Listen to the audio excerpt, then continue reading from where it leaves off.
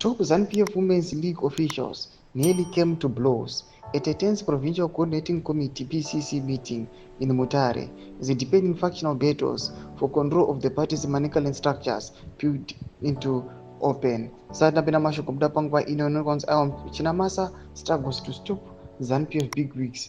Pangwa ino youtube subscribe like on the bell like the dramatic altercation witnessed by senior party officials and the delegates saw rival factions aligned to ZANU-PF Secretary for Legal Affairs Patrick Chinamasa and Senate President Mabo Chinomona clash over who should lead the province Women's League. The main protagonist in the showdown were acting provincial chairperson Mrs. Sako, widely regarded as Chinamasa's ally, and Dorothy Mabika, a political heavyweight allegedly backed by Chinomona.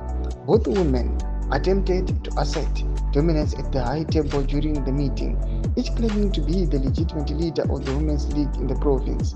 Chinamasa was forced to intervene publicly, urging the two rivals to avoid further embarrassment and await a final determination from the Politburo.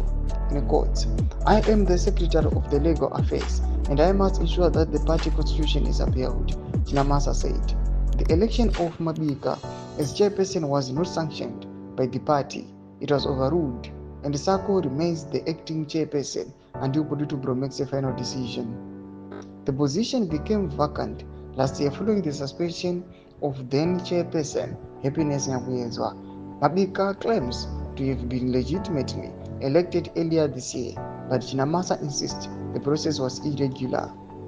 I raised the matter in the Politburo, and it is now on the agenda for the next meeting on July 4. Until then, we will not embarrass anyone. That is why both women are here today, he added, in an attempt to restore order. However, the spectacle in Mutare laid bare the extent of infighting gripping the ruling party, particularly as rival camps within the Women's League openly jockey for power and influence in the post-Mugabe era.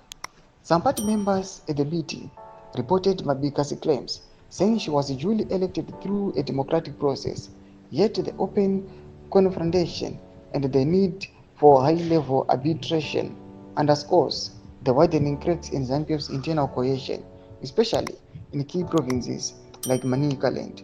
When contacted for comment, ZANU-PF's Director of Information Farai Marapira sought to downplay the incident, dismissing the reports of factionalism as opposition propaganda. There is no faction in ZANU-PF, Marapira claimed.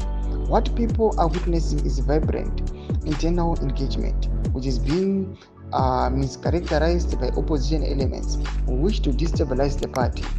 Despite these denials, the heated scenes in Mutare suggest that factionalism, long a feature of ZANU-PF's internal politics, remains alive and well, with competing power blocks now openly challenging each other even at grassroots levels. Thomas Karuda Pangwa ino kono kokunza awa ZANU-PF Pangwa ino bongonye pira zvakuti opposition propaganda, but their party is not in order. Pina comment section medu mafundo emo tukudi pamsoro pechitiko ichi. So subscribe or like, so turn the bell icon.